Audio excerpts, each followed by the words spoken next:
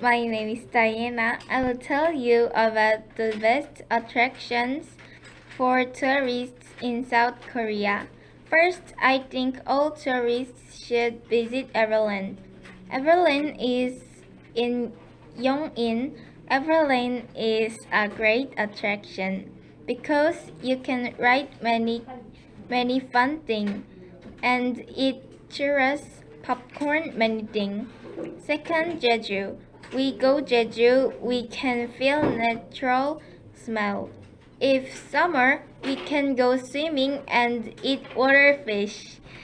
Third, Han Lake Park. We go park, we can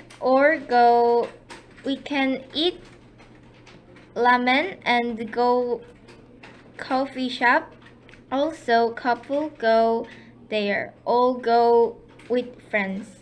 In conclusion, I think all tourists should visit Everland and Jeju and Han Lake Park. These are my two best attractions. Thank you for listening. Bye.